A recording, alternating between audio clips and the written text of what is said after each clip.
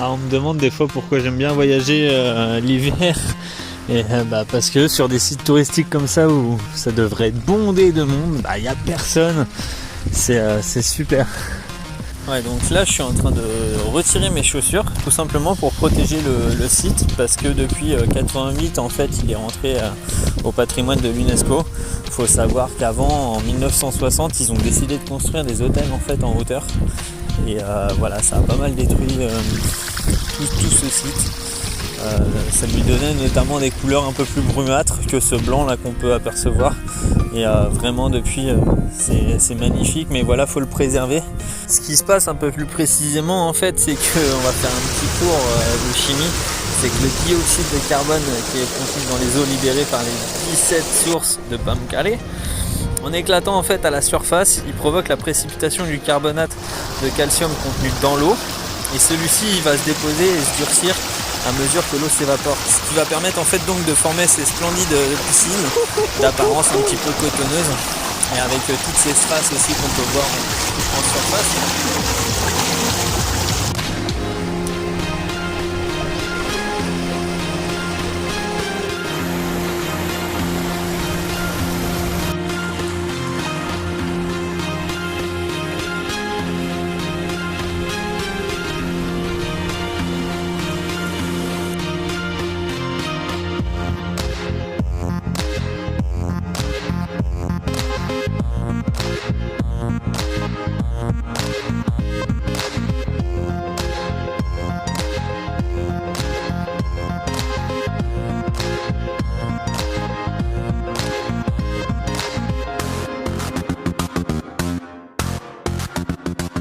Mais voilà, Pamukkale, c'est pas non plus que les piscines, c'est aussi tout le site de Hierapolis.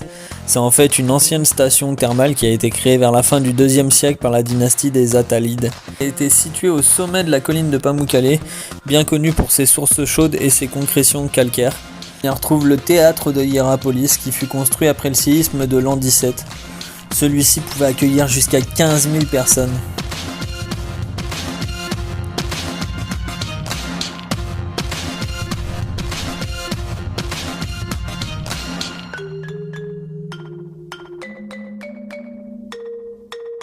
Voilà, on peut visiter le site à pied comme moi, ou alors en parapente ou en montgolfière aussi.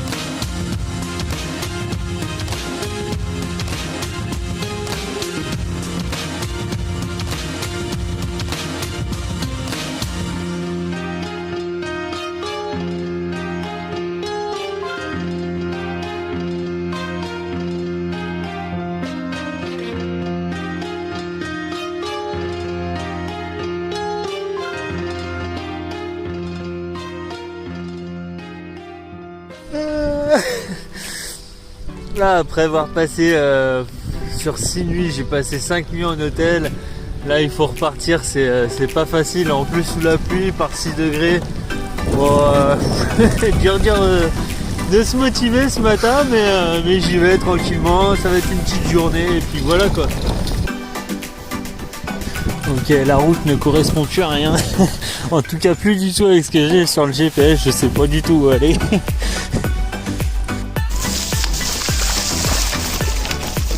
Semblerait que je sois à 5 km de la grotte de Pamukkale et j'en ai pas vraiment l'impression. En tout cas ça ressemble pas du tout à un lieu touristique, plutôt à des carrières, donc je sais pas bien où je vais atterrir là-dedans.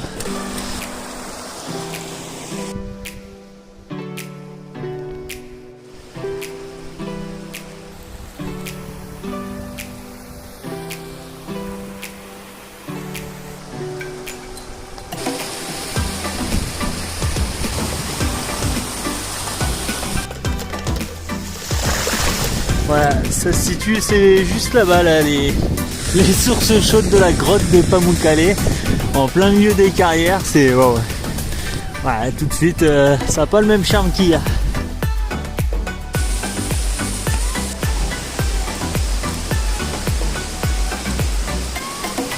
Waouh!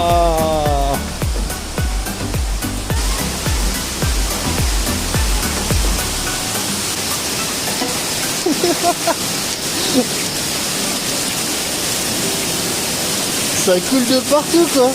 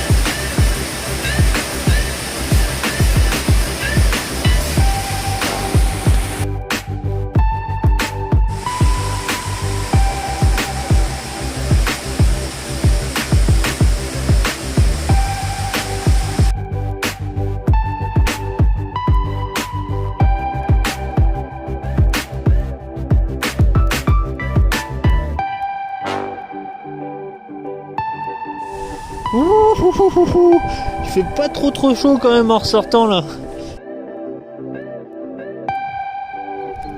Ça faut imaginer l'été, ça doit être super sympa quand c'est rempli, là, un petit bain là-dedans.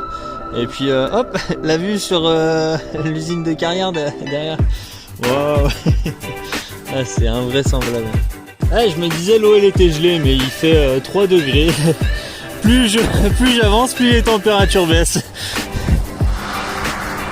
En arrivant par là, je pensais voir des belles montagnes enneigées, j'en ai vu avant-hier et non, je suis totalement dans le brouillard. Je vais rien voir aujourd'hui, ça c'est sûr.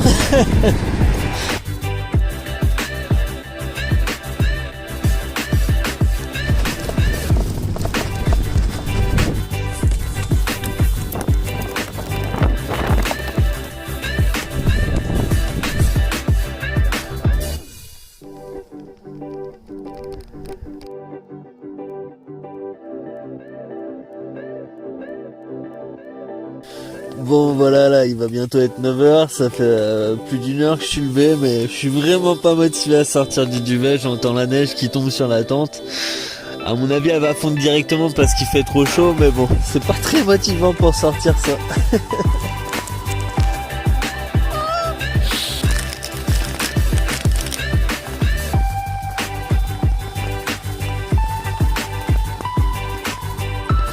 Allez, là c'est le grand moment, il est 11h30 et je me motive enfin à sortir du duvet et à tout replier. Pour une première nuit de bivouac, c'était plutôt sympa. Regardez, qu'est-ce que ça donne dehors. Eh ben nickel.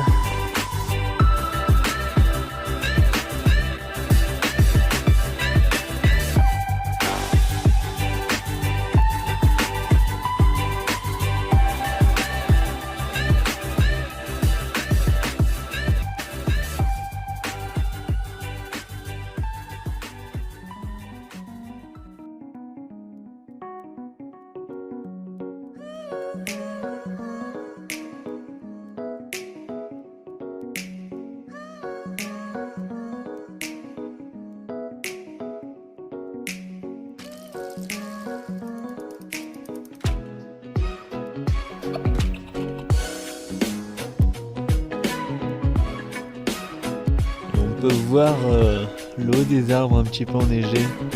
Ouais, je sens que ça va être magnifique aujourd'hui, même si je pars tard et qu'il est 13h.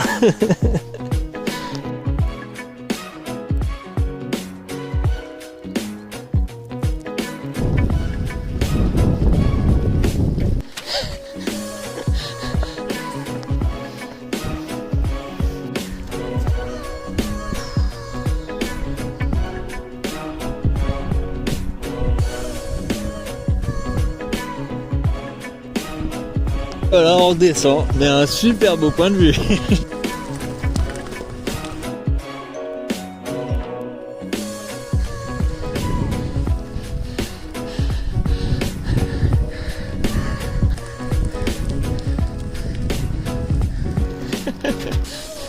Et c'est pas fini, fallait encore grimper celle d'en face. Un petit peu de repos avec la descente, ça fait du bien. Ça apporte aussi un peu de fraîcheur.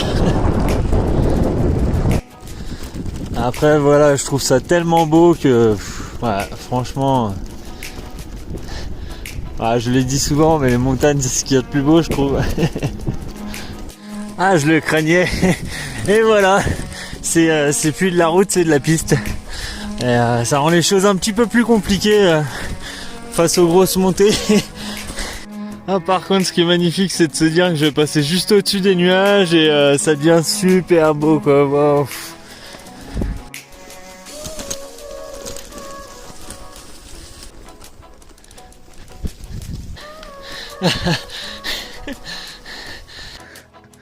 Waouh, waouh, waouh, waouh.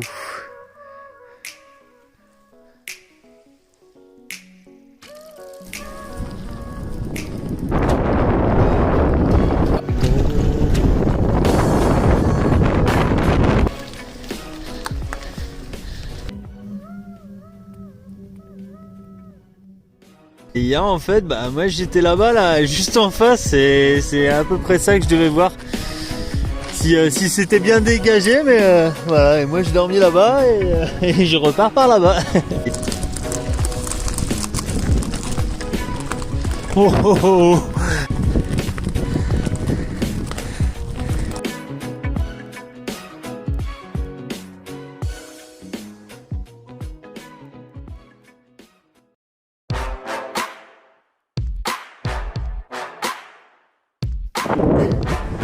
Ah, ce matin c'était vraiment compliqué, j'ai que des soucis de frein à chaque fois et ça c'est vraiment à cause du système hydraulique que j'aime vraiment pas pour les freins à disque, c'est vraiment une horreur. Ouais, pouvoir faire la vidange, pouvoir les régler, etc. Enfin, c'est toujours les mêmes problèmes qui reviennent au bout d'un certain nombre de kilomètres et voilà quoi, ça complique un peu le voyage, mais en attendant il fait super beau mais super froid aussi. Donc voilà, depuis le début de la journée j'adapte à chaque fois, j'enlève des couches, je rajoute des couches selon que je grimpe une côte ou que je descende. Mais en tout cas les descentes d'habitude j'adore ça, mais là il fait bien trop froid.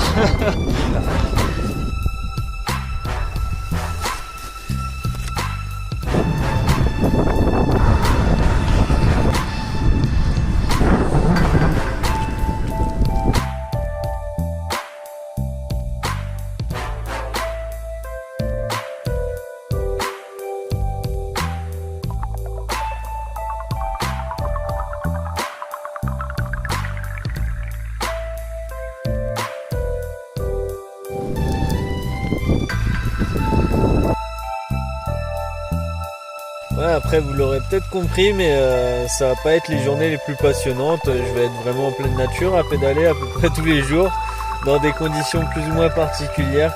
Passer un peu moins de temps maintenant sur le vélo et beaucoup plus de temps dans ma tente, c'est important parce que le matin c'est toujours beaucoup plus dur de partir.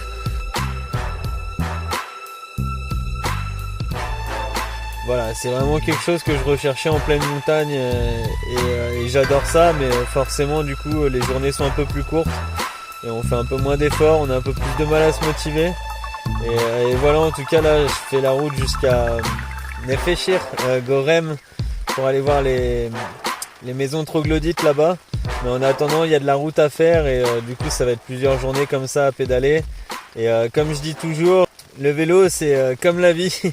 Il n'y a pas de marche arrière. Ah non, non, faut mettre un bon coup de pédale pour avancer.